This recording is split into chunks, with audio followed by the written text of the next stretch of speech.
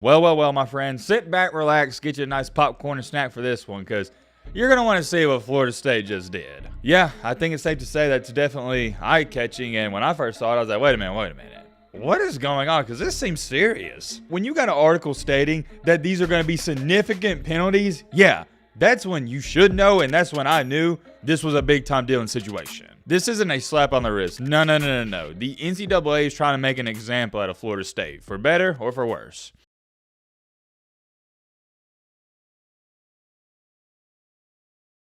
What in the crap is going on in the college football world? Can we breathe? I'm asking a serious question here. Just for a split second, can we breathe? This is absolutely crazy, man. I can't remember the last time an offseason was this hectic, this early on, or not even this early on, scratch that, ever. And no, I'm not referring to the Nick Saban stuff. You can throw it to the side. We're not even going to talk about that in today's video or tonight's video. And in reality, this is a breaking news video because there is a serious situation unfolding with Florida State currently. How do I say this without rushing into things here? Florida State just got caught for cheating, and the NCAA, they're cracking down. Now, here's the controversial part about all this, and I know a bunch of you run to a comment section. Matt, what do you mean cheating? Everybody's doing this. And yes, I agree with you, but it doesn't matter. The NCAA, they think what Florida State's doing, it's not right, and they're penalizing them. We've got a lot to talk about involving that situation, to say the least. And what's really funny about all this is I made a video in the offseason that a lot of Florida State fans weren't too happy about, in which I stated a recruit, and not just a recruit at that, but I've had multiple different recruits tell me that Florida State not only was just recruiting them, but Florida State was paying them before they even signed with the school. And what did all these Florida State fans say? Oh, yeah, you're just hating on us. That didn't happen, and blah, blah, blah, blah. And just like I said in that video, time will tell, and here we are. Now, this is not the same situation, but it is a situation in which they broke the rules. You'll see exactly what I'm talking about in just a second, but also in today's jam-packed video, I got to throw this in there. The #1 wide receiver in the transfer portal, he just announced where he's going. I can't wait to get into this. We're not doing no intro, none of that. If you like the content, consider subscribing. We'd love to have you here. If you don't like the content, well, don't subscribe. We've been banging out these videos left and right, working nonstop. So if you enjoy your time here, consider subscribing. It helps out the channel tremendously. Like I said, no intro, none of that. Let's get straight into it, and let's start off with this news involving no other than Mr. Evan Stewart. There's not too much to say about this. Evan Stewart, he was one of the best wide receivers coming out of high school. He was a great wide receiver at Texas A&M. Although the numbers didn't reflect it, you got to remember, he wasn't working with a great offense, and also he was playing with different quarterbacks, it seemed like, every other week. Things didn't work out there. He winds up entering the transfer portal, and I thought Alabama had a good shot at landing him, but now with Nick Saban leaving,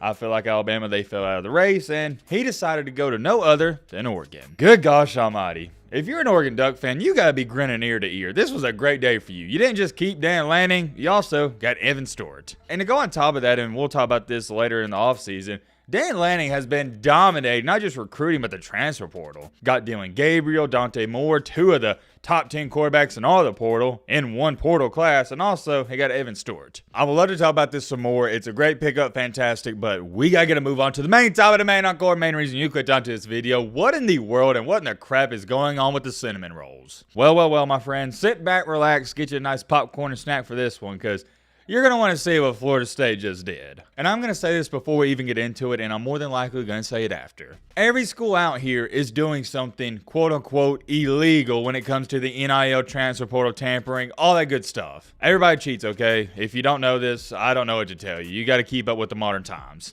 It's 2024. If you don't know that everybody cheats in college football to a certain extent, I can't help you out. I did want to make that clear, though. I don't want Florida State fans to think I'm signaling y'all out here, because I'm not. I'm just talking about this because you got busted, and it's a big deal. A couple hours ago, out of nowhere, this report came out. News: NCAA is expected to levy unprecedented penalties for NIL-related violations committed by Florida State, sources tell Yahoo Sports, including 3-game suspension for an assistant coach and disassociation from its booster collective and a booster. Yeah, I think it's safe to say that's definitely eye-catching, and when I first saw it, I was like, wait a minute. What is going on? Because this seems serious. Because normally when you hear teams getting penalized, it's like, oh, it's nothing big, but this seemed big, at least in my humble opinion. When you got an article stating that these are going to be significant penalties, yeah, that's when you should know, and that's when I knew this was a big-time deal and situation. This isn't a slap on the wrist. No. The NCAA is trying to make an example out of Florida State, for better or for worse. You may be sitting there asking, yo, Matt, what happened? What's going on? And let me just show it to you word for word. A Florida State assistant coach, offensive coordinator Alex Atkins, is found to have committed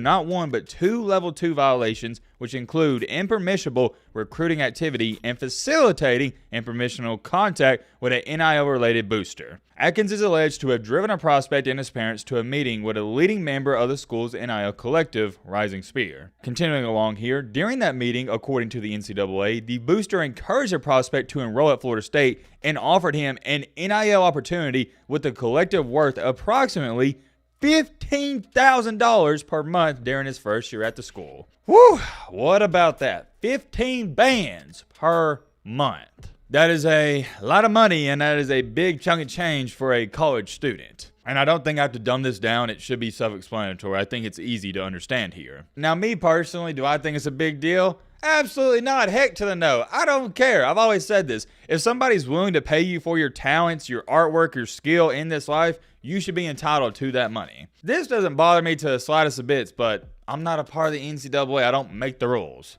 The bottom line is, whether you like it or not, they broke the rules, at least according to the NCAA. If you want to throw a hissy fit about this, do it towards the NCAA, not me. I'm just a messenger. I'm reporting on this. And there's no reason to be mad at me, because if I was sitting up here saying, oh yeah, this should be a penalty and they should get fined and there should be a punishment for it, yeah, I could understand if you're mad at me. But no, I'm not saying that. I'm actually advocating for it. It doesn't bother me. I don't care. Everybody's getting paid nowadays, so it is what it is. But let's continue along. As part of the penalties, Atkins, the coach who did this, will be suspended the first 3 games of the 2024 regular season and is given a 2-year show cause. A show cause requires schools who hire Atkins to explain the decision to the NCAA officials. Atkins is expected to remain on FSU staff in his current role. In a first of its kind in the NIL era, the school must disassociate with the NIL collective representative for a term of 3 years. The school also must disassociate from the NIL collective for 1 year. As part of the disassociation, Florida State cannot, or FSU my bad, cannot accept assistance from the collective, and the collective cannot contribute to the athletic program in any way. However, the collective is free to continue working with FSU athletes on NIL endeavors. Whew,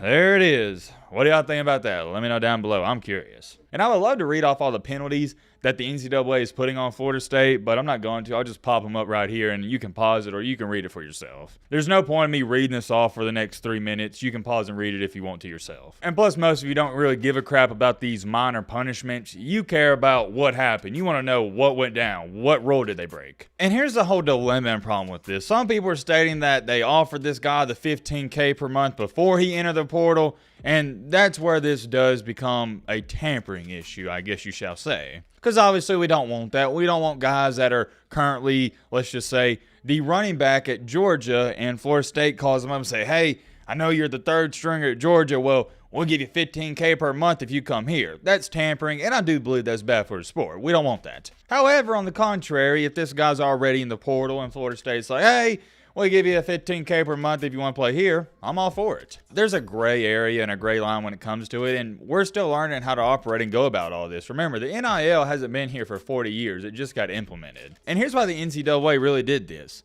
They are making an example out of Florida State. Because if you let something like this slide and other teams get a hold of it, that's not what you want. It could get really bad. The NCAA wants to crack down on this, say, hey, we don't want any of this. Yeah, we probably could have turned a blind eye to it, but we're not going to. And you know what? How about we do this? You guys let me know your thoughts on all this down below. That's what we're going to do. I'm curious. Drop your comments down below, but